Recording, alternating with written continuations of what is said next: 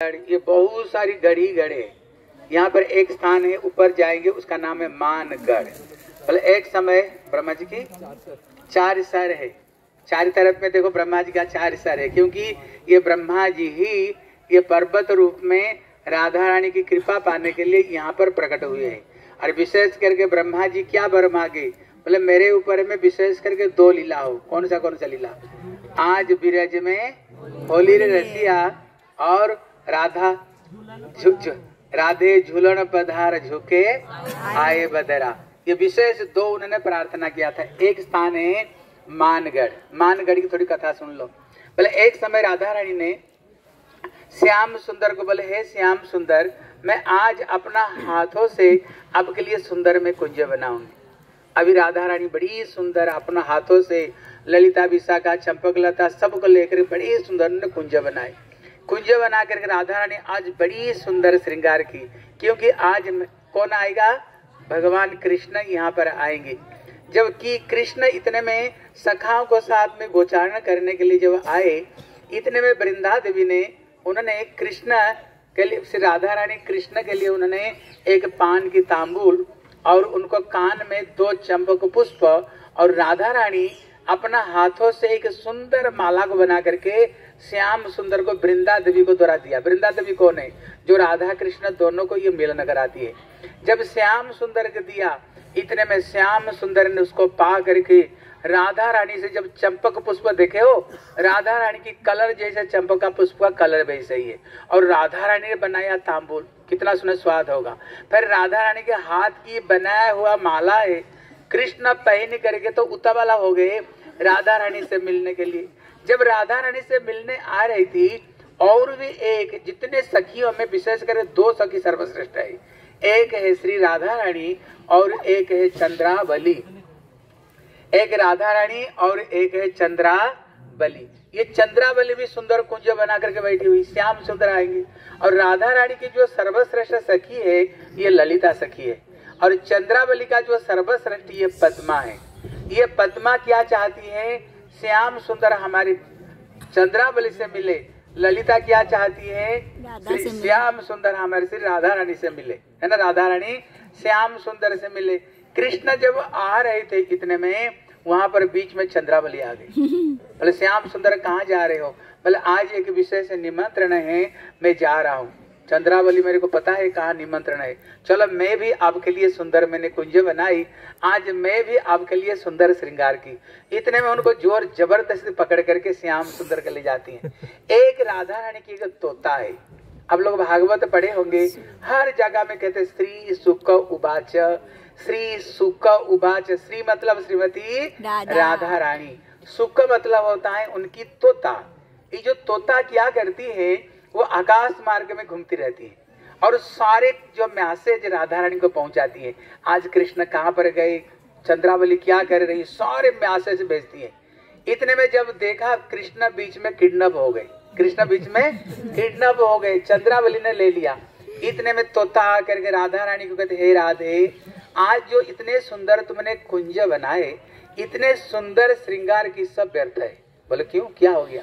बोले बीच में कृष्ण किडनैप हो गए। बोले किसने किडनैप किया? बोले चंद्रावली ने। इतने में राधा रानी, मानगढ़ ऊपर में राधा रानी दुर्जय मान की, ऐसे उन्होंने मान की राधा रानी एकदम इतने रो रही थी। आप लोगों ने, हम जाने का था ना वहां पर मान सरोवर, राधा रानी रो रो रो रो करके पूरा सरोवर हो गया, पानी हो गया, पूरा कुंड प्रकट हो गया। इतने में श्याम सुंदर बड़े देर से चंद्रावली से मिल करके आते हैं। राधा रानी सामने उन्होंने अपना दासियों खड़े कर दिया, आज कोई काले व्यक्ति को अंदर में घुसने मत दिया करना। आंखों का जो ये जो पत्ती है ना, जो भ्रूर है कौन काले, बोले इसको भी चंदन से सफेद कर दो। जो चोटी वो भी काली, बोले उसको फूलों की माला से उसको भी सफेद कर दो। कोई काले व्यक्ति को अंदर में घुसने नहीं देना। अभी श्याम सुंदर आ करके उन्होंने जो सखी ललिता विशाखा रूप मंजरी चरण में गिरते हैं, मेरे से थोड़ी सी राधा रानी से मिलन कराओ। बोले आज राधा रानी दुर्जय मान की, आज कोई काले व्यक्ति को अंदर में प्रवेश नहीं। इसलिए हमारे गोस्वामी जी कहते हैं, जत की करिसु बहु स खलु काकुवाणी नित्यम परस पुरुषस्य शिखंड मौले जस्या कदा रसनिधे पृषभानुजाया तत्केली कुंज भवनांगनी मार्जन श्याम। अभी जहाँ पर आए ना, ये राधा रानी कुंज महल जाएंगे अभी, हैं? ये कुंज महल है, इसका नाम गौहर बने। गौहर मतलब होता है गंभीर। इतने गंभीर है जहाँ पर स्वयं श्याम सुंदर भी यहाँ पर कभी भी अपना रूप धारण करते हुए नहीं आए, क्योंकि जो राधा रानी के साथ में कृष्ण की शादी नहीं हुई है, इसलिए छुप करे किसी ना किसी तरह से आते थे। इतने में जब अंदर में प्रवेश करनी, कुंज महल कहते हैं, क्या मेरा कभी ऐसे सौभाग्य होगा जिस कुंज महल में राधा रानी मानिनी होकर के बैठी हुई हैं और सखियां बाहर खड़ी हुई। कृष्ण राधा रानी की बात छोड़ दो, उनकी सखियों को चरण में गिड़गिड़ाते हैं, थोड़ी सी अंदर में श्री किशोरी जी से हमें मिलने दो। सखियां कहते आज कोई प्रवेश नहीं, कोई प्रवेश नहीं। इतने में जो जोर करके प्रवेश किए, इतने में राधा रानी पूछे आज इतना देर क्यों हुई? बोले देखो मैं तो रास्ता में आ रहा था, कृष्ण झूठ बोल देते हैं, आ रहा था, देखा एक कदम वृक्ष है, हाँ एक तमाल वृक्ष, तमाल कृष्ण का स्वरूप है, देखो पीछे वो वृक्ष तमाल वृक्ष तुम्हारे पीछे जो, इसका रंग काला है। देखा इसी वृक्ष के ऊपर में एक सुंदर एक माधवी लता ऊपर में चढ़ा हुआ। माधवी लता स्वरूप कौन? बोले श्रीमती राधा रानी। तमाल वृक्ष कौन? कृष्ण। जब हमने देखा ये माधवी लता चढ़ी हुई, वो माधवी लता को देख करके तुम्हारी याद आई, और तमाल जैसे कृष्ण वृक्ष भी, कृष्ण भी काले हैं, बोले उसको देख करके मेरी याद आई। ऐसे लगा जैसे तुम और हम मिल रहे, और तेरी याद आया ना, मैंने रास्ता में बेहोश हो गया था। कृष्ण झूठ बोलती, मैं बेहोश हो गया था। अभी चंद्रावली से मिले, अभी चंद्रावली का सिंदूर भी कृष्ण का चरण में लगा हुआ।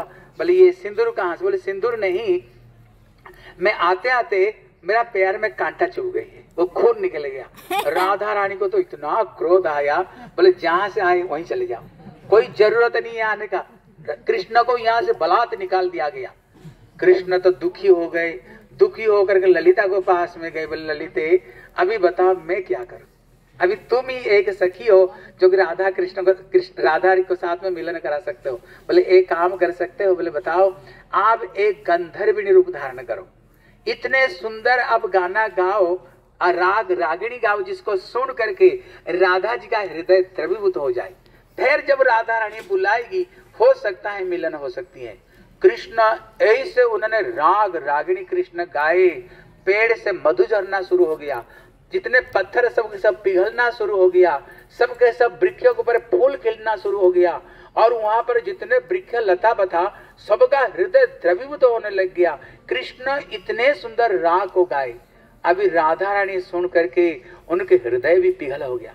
राधा रानी बोले ललिते इतने सुंदर गाना कौन, भजन कौन गा रहे हैं? बोले देखो एक स्वर्ग से गंधर्विणी आई है, वो ये भजन को गा रही है। बोले उसको ले आ, उसको सुन करके मेरा मन एकदम द्रवीभूत हो गया है। क्योंकि राधा रानी का जो मन है ना, जब तक श्याम सुंदर नहीं हो तब तक इनका हृदय कभी द्रवीभूत नहीं हो सकता है उनकी भजन के बगैर। इतने में राधा रानी उसको लेकर, राधा रानी को क्या, राधा रानी को पास में ललिता कृष्ण को लेकर गए। इतने में पूछे बताओ तुम क्या जानते हो, विशेष कला किया?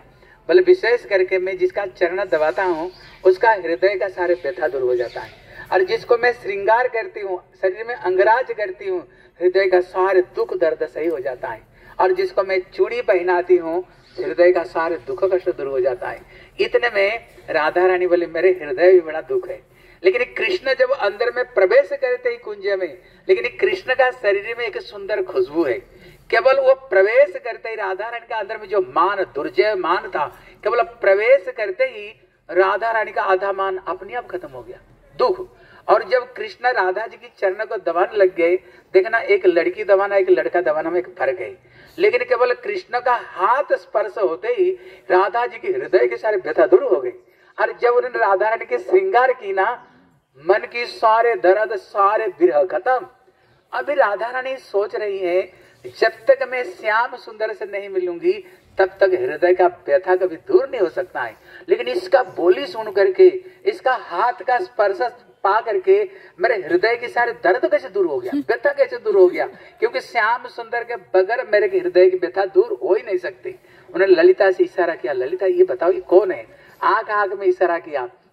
ललिता बोली राधे ये और कोई नहीं, श्याम सुंदर तुम्हारी मान को मनाने के लिए ये गंधर्व रूप धारण करके आए। श्री राधा रानी कृष्ण स्वयं बन करके आए। इतने में बोले एक काम करो, ये कैसे प्रकाशित होगा? राधा रानी बोले देखो मैं राजकुमारी हूँ, राज देखो ये जितने सखियां कितने सुंदर सुंदर लहंगा चुदरी पहने, और तू कैसे पहने महिला फटे फुटे, ये कपड़ा को बदला दो, कपड़ा बदला, हमारे पास नया कपड़ा है। कृष्ण बोल भैया सारे पोल खोल जाएगी अभी मैं तो सखी नहीं, मैं तो सखा हूँ। कृष्ण कहते नहीं नहीं मैं मेरे को यही पसंद है। बोले अरे लड़की को अंदर में कभी लड़की कपड़ा बदलाने में शर्म करते हैं, हम सब लड़की है, तू भी तो लड़की है ना। बोले नहीं नहीं, इतने में ललिता ने क्या किया, सर कर जो ऊपर जो ओढ़नी था ना चुंदरी, उन्हें जोर जबरदस्ती खोल दिए। जब खोल दिया ना कौन प्रकट हो गई, बोले श्याम सुंदर स्वयं, वहां पर कृष्ण स्वयं प्रकाशित हो गए।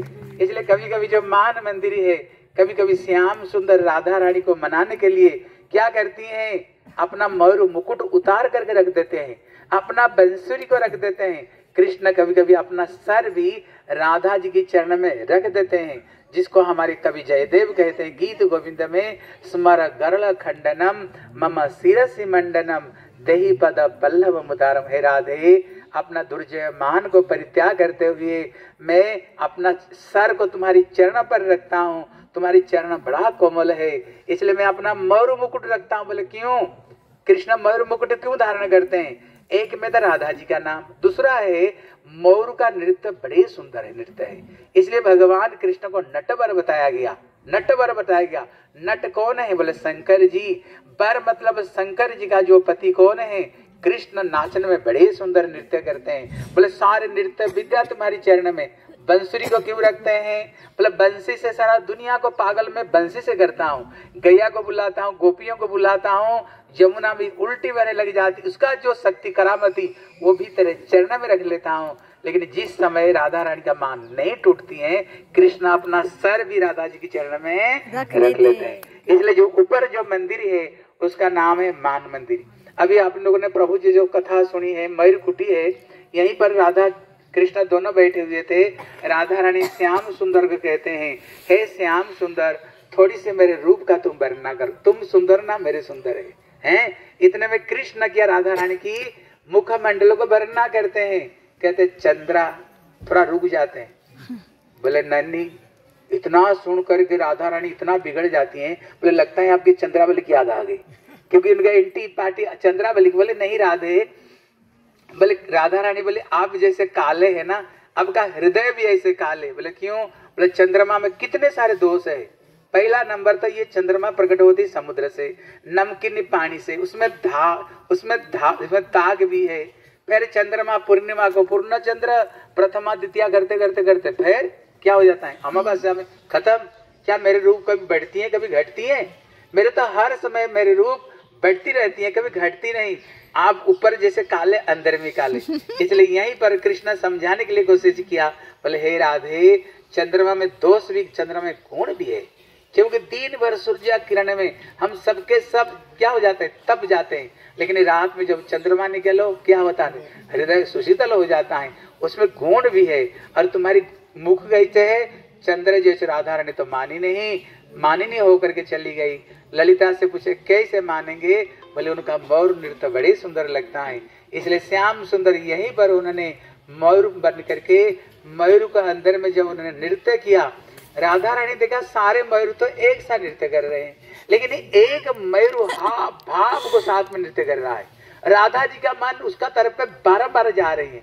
ललिता से पूछे ललित ये बताओ, सारे मयूर तो एक साथ नृत्य कर रही हैं, लेकिन ये एक विशेष मयूर में विशेष रूप में क्यों नृत्य कर रहे हैं? बोले हे राधे, ये और कोई नहीं, श्याम सुंदर तुमको रिझाने के लिए स्वयं यहाँ पर मयूर बने, मयूर बन करके तुमको रिझाने के लिए यहाँ पर मयूर बने। तब राधा रानी भी मयूर बन करके जहाँ पर नृत्य किया है, इसलिए वो कुटिया का नाम क्या पड़ गया? हर जोर से बोलो, मयूर कुटी नाम पड़ गया। देख लो वो जो ऊपर जो घर है ना, ये नाम, हम थोड़ा ऊपर चढ़ना पड़ेगा, आप लोगों से वृद्ध है, इसलिए आपको हम लोग ले नहीं गए वहाँ पर, लेकिन यहीं से दर्शन और यहीं से प्रणाम कर लो। हमारे पांडा जी कुछ बोलना चाह रहे हैं। बोली राधा रानी की, श्री गहवर धाम की।